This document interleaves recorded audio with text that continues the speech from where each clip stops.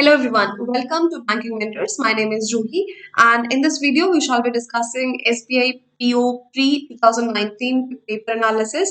So just for your information, Unlearn is now Banking Mentors. This channel was previously known as Unlearn, which is now Banking Mentors. Okay, so I have already discussed about the schedule that we follow on our YouTube channel, Banking Mentor. English and Quant, MWF, 9 a.m. and 9 p.m. Reasoning and Banking Awareness, TDS, 9 a.m. and 9 p.m. Okay, you can take a screenshot of the schedule so that you can regularly view our videos. SBI PO pre 2019 paper analysis ये हमने पहला part जो है already discuss कर रखा है। आज जो है इसका सेकंड पार्ट हम डिस्कस करने वाले हैं। So let's move on.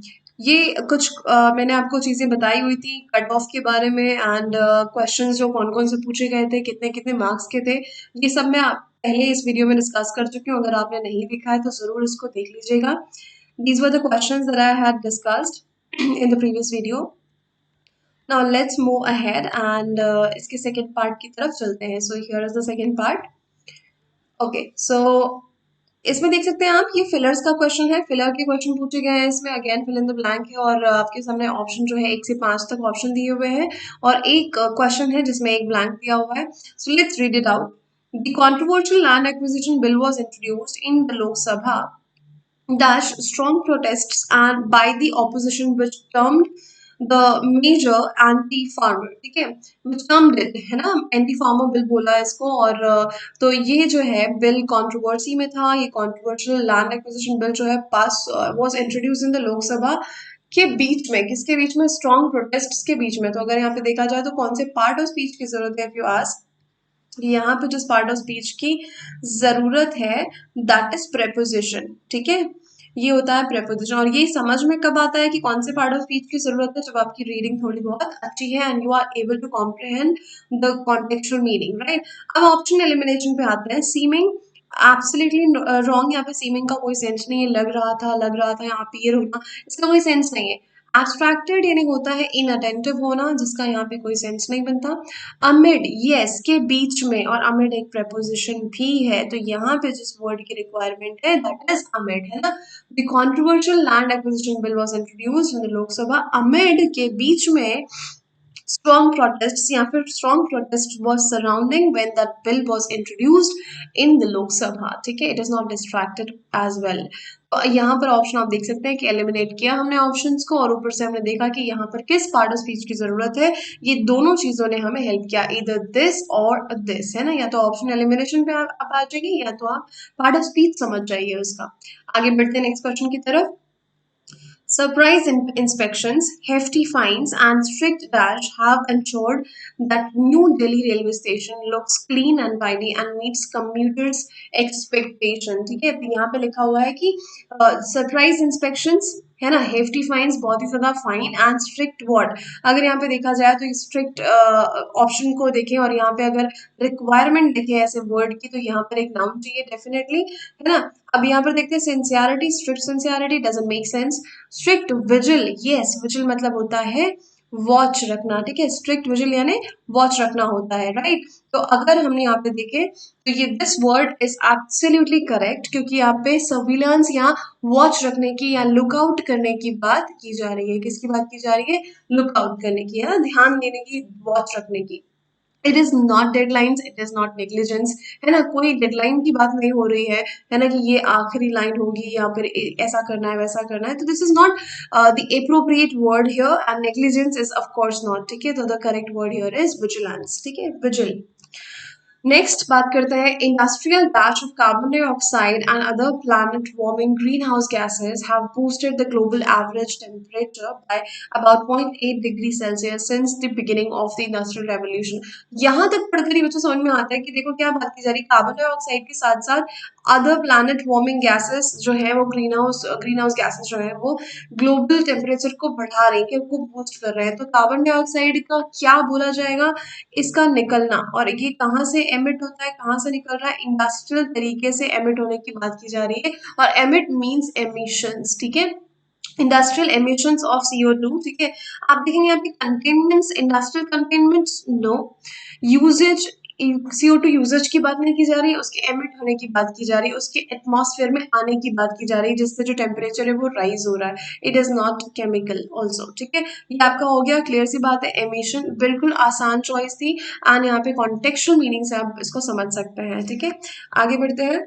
The increase in the minimum selling price of pulses will dash the farmers to grow more pulses than cereals. ठीक है, अब यहाँ पे देखो बोला जा रहा है कि जो इंक्रीज MSP है पल्सेस का, वो एक तरह से ड्राइव होगा किन के लिए, फार्मर्स के लिए, जो उसको दिल start growing more pulses than cereals. तो यहाँ पे समझ में आ रहा है कि एक पुश या एक ड्राइव की बात की जा रही है. और अगर पुश या ड्राइव की बात करें तो ये फोर्स तो नहीं है, एब्सोल्युटली कोई फोर्स नहीं किया जा रहा. टेम्प्ट, यस, एक तरह का टेम्प्ट है, एक तरह का अट्रैक्शन है कि अगर जो प्राइस है वो बढ़ाया जा रहा है तो फायदे की डील क्या होगी कि वो ज्यादा पल्सेस को ग्रो करे, ना कि सीरियल्स को. तो ये हो जाएगा आपका tempt. Right, it is neither control nor invariant. Dot करना इसका कोई सेंस नहीं बनता, यहाँ पे कंट्रोल का भी कोई सेंस नहीं है. इट इज ओनली टेम्प्ट, है ना, which is equivalent to drive या force. Recessions don't just happen because they are overdue, they need to be dashed by some event. अभी देखो यहाँ पे recessions के अकर होने की बात को बोला गया है ना. recessions don't just occur, ये सिर्फ होते नहीं है because they are overdue, they need to be, मतलब इनकी जरूरत है to have a complete cycle balance, है ना. so यहाँ पर अगर देखा जाए they need to be dashed, they need to be reduced. No, कम करने की बात ही नहीं की जा रही है. They need to be deduce. Deduce यानी होता है कंसीडर करना या इन अ थॉट प्रोसेस देना. एक तरह से थॉट प्रोसेस मतलब किस तरह से समझना इसको, रीजनिंग या लॉजिक के बेसिस पे समझना. टू डिटरमाइन बाय रीजनिंग या लॉजिक. ठीक है, तो इसका कोई सेंस नहीं बनता यहाँ पर. इंड्यूस करना, येस ऑफ कोर्स, है ना, इसका अगर होना ये बहुत ही इंपॉर्टेंट है. They need to be induce, they need to be given rise by some events. ठीक है, उनका होना, उनका अकर करना, it is necessary and that is the option. ठीक है, प्रोड्यूस भी नहीं होगा, रिसेशन को प्रोड्यूस नहीं किया जाता. राइट, सो ऑप्शन एलिमिनेशन से समझ में आया कि आपका आंसर जो है दैट इज सी. आगे बढ़ते हैं, देखते हैं यहाँ पे स्पॉटिंग एरर के क्वेश्चन हैं. और स्पॉटिंग एरर के क्वेश्चन मतलब यहाँ पे डायरेक्शन को पढ़ना इंपॉर्टेंट है, क्योंकि कई बार बहुत ही अलग अलग तरीके से भी इनको पूछा जाता है. यहाँ पर लिखा है कि in which of each of the following questions there are 4 parts A B C and D among which one part is erroneous, मतलब एक ही पार्ट में गड़बड़ होगी. Find out which part of the sentence has an error, और अगर नहीं है तो ई को मार्क करना है. राइट, पंक्चुएशन को इग्नोर करना है. Let's read it out. इसको मैंने पहले ही बताया हुआ है कि रीड करना है एंड देन उसके बाद आप सेक्शन वाइज इसको रीड करते हैं. सेक्शन वाइज रीड करने पे आप क्या करते हैं, जो थर्ड स्टेप होता है वो आप ऑप्शन को डिलीट करते जाते हैं, जो ऑप्शन आपके इररिलेवेंट होते हैं, and then you reach your answer. ठीक है, these are the steps for the beginner. In need of money, he sold his car to one of his neighbor. अभी देखो गलती यहाँ पे कहाँ है, वैसे तो बहुत ही आसान सी एरर है. Let's see. In need of money, absolutely correct. He sold, yes, उसने बेचा. V2 मतलब पास्ट टेंस में है. His car to one of his neighbour. अब जब भी हम वन ऑफ की बात करते हैं ना, तो वन ऑफ के साथ आप जिस भी नाउन को लगाएंगे, जो भी नाउन हो, दैट मस्ट बी प्लूरल, है ना. ये होता है आपका plural noun. That is one of the rule of thumbs, है ना, one of the rule of thumbs. So यहाँ पे आप देखेंगे his car to one of his neighbour लिखा है, मतलब ये जो लिखा हुआ है ये सिंगुलर फॉर्म पे दिया है. अगर ये सिंगुलर फॉर्म पे है तो इसलिए ये गलत कंसिडर किया जाएगा. इसको अगर सही होना है तो यहाँ पे एक एस की जरूरत है. दैट मीन्स नेबर को नेबर्स बनाने की जरूरत है. बट यहाँ पे हमको क्या करना है, सिर्फ हमको इरानियस पार्ट को पहचानना है एंड दैट इज डी, कि वहां पे सिंगुलर नाउन को हमें प्लूरल बनाना था. Right, next. On my request, Aditya introduced me to his friend who is writer and a banker. Right, on my request, correct. Aditya introduced me, V2 form पे use किया गया. This is also correct. To his friend who is, who होता है आपका relative pronoun, और relative pronoun के पहले लगे word के हिसाब से हम क्या लगाते हैं, हम verb लगाते हैं. ठीक है, so friend और is correct है. Who is what? Writer and a banker. Banker के पहले a लगा हुआ है, that is article, but यहाँ पे writer के पहले एक article की नीड है जो कि यहाँ पे missing है. So आपका जो error वाला part है that is D, जिसमें आपको क्या करना है, writer के पहले a लगाना है. ठीक है, article a की जरूरत है writer के पहले. Fine. So ये था आपका आंसर इसका. आगे बढ़ते हैं. Myself and Rama will take care of the function on Saturday. ठीक है, अब यहाँ पे जो बिगिनिंग पार्ट है that is the erroneous part, क्योंकि कभी भी कोई सेंटेंस के सब्जेक्ट के रूप में माई सेल्फ या बेसिकली मैं बोलूँ सेल्फ या सेल्फ वर्ड जो होते हैं वो नहीं यूज किए जाते हैं, they can not come as subject of a sentence. ठीक है, सिंपल सी बात है, सेल्फ और सेल्फ्स वाले वर्ड को हम कंसिडर करते हैं कि ये कौन से प्रोनाउन होते हैं, ये रिफ्लेक्सिव प्रोनाउन होते हैं, और ये रिफ्लेक्सिव प्रोनाउन सब्जेक्ट के तौर पे कभी भी नहीं आते। आप लोगों ने हालांकि बहुत बार ये सुना होगा कि लोग अपना जब इंट्रोडक्शन देते हैं तो यूज करते हैं कि myself this and myself that, this is grammatically absolutely incorrect. ठीक है, माई सेल्फ नहीं बोला जाता है और वो सब्जेक्ट की तरह कभी नहीं आएगा, तो यहाँ पे एरर है। और रादर इसको किस तरह से लिखा जाएगा, Rama, what ever you call it, Rama और रामा, रमा एंड आई, है ना। यहाँ पे क्या हो जाएगा, माई सेल्फ का बन जाएगा I, Rama and I will take care of the function on Saturday, so the error lies in a section. ठीक है, आगे बढ़ते हैं। By all standards, he is a best officer our organization has produced so far. पढ़ते ही समझ में आ गया कि एरर जो है वो सेकंड वाले पार्ट में है। क्यों है, क्योंकि यहाँ पे आप देख सकते हैं कि बेस्ट का इस्तेमाल किया गया, विच इज सुपरलेटिव डिग्री। ये कौन सी डिग्री है, that is superlative degree. And we know very well कि सुपरलेटिव डिग्री का जब भी यूज किया जाता है, इसके साथ हम आर्टिकल द का इस्तेमाल करते हैं, ठीक है, ना कि ए का। सो ये हो जाएगा, he is the best officer our organization has produced so far. So error lies in B section.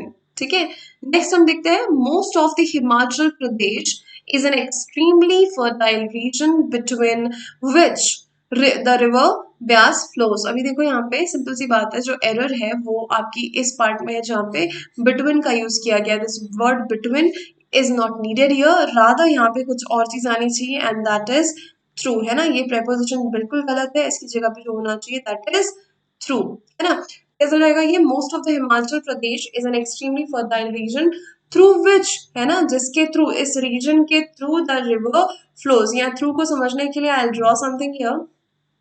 ये जो होता है के से गुजरना, है ना, से गुजरना मतलब हो जाता है ट्रू, इट्स नॉट बिटवीन, है ना। बिटवीन हम तब बोलते हैं जब हम दो चीजों के बीच की बात कर रहे हैं, यहाँ पे दो कुछ नहीं बोला जा रहा है, यहाँ पे कोई दो चीजें, दो पार्टी है, तो नाउन से दो प्रोनाउंस की बात ही नहीं हो रही है। ठीक है, तो मोस्ट ऑफ द रीजन की बात कर रहा है, मोस्ट ऑफ द रीजन बहुत ही फर्टाइल है क्योंकि वहां से ब्यास रिवर जो है गुजरती है, पास करती है, फ्लो करती है। ठीक है, so that will be through. इस तरह के यूसेज के लिए हम थ्रू का इस्तेमाल करते हैं, ना कि बिटवीन का। तो यहाँ पे आपकी एरर वाला पार्ट जो है that is C. So I hope आपको चीजें समझ में आई, यू गॉट टू नो कि एरर जो है या फिलर जो है किस तरह के पूछे गए थे लास्ट ईयर, एंड आप इसी तरह से प्रिपेयर करेंगे अपने आप को आगे के एग्जाम्स के लिए। अगर वीडियोस पसंद आ रहे हैं आप सभी को तो आपको क्या करना है, you just have to like it and subscribe to the channel if you haven't yet, और शेयर करना बिल्कुल मत भूलिएगा, this can be important to many other students like you. So do like it, share it and subscribe to the channel. मिलते हैं अगले video में, तब तक के लिए take care and thank you so much.